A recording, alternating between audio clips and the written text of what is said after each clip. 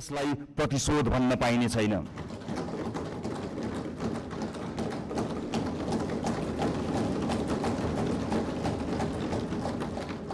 यो सरकार जेनजी विद्रोहको पनि सन्तान हो।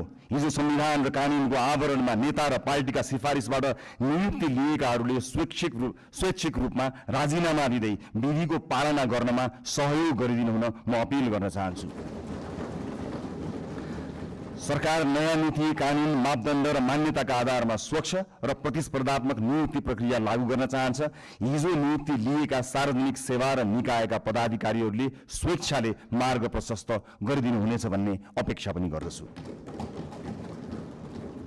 सभाध्यक्ष महोदय, छिमेकी राष्ट्र र मित्र राष्ट्रसँगका सम्बन्धलाई सडकमा लैजाने र सत्ता छाड्न परेपछि विदेशी चलखेल भन्ने गैर जिम्मेवार र सस्तो खेल अब हुने छैन। प्रतिपक्षलाई समेत साथमा लिएर हामी मित्रवत, सहकार्यपूर्ण र पारदर्शी परराष्ट्र नीति तय गर्नेछौँ। त्यो रणनीतिक र दीर्घकालीन सोचमा आधारित हुनेछ। व्यापार, लगानी, शिक्षा, पर्यटन र प्रविधि मैत्री हुनेछ।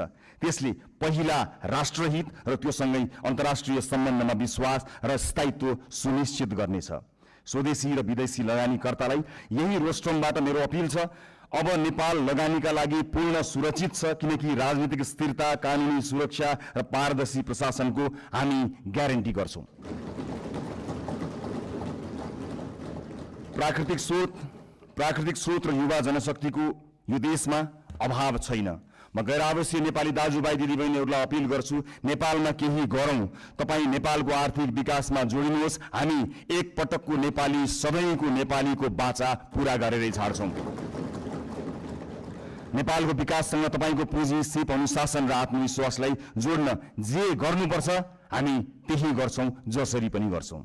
तपाईँहरूको लगानी सुनिश्चित बनाउनेछौँ, तपाईँहरूको सम्मान सुनिश्चित गर्नेछौँ।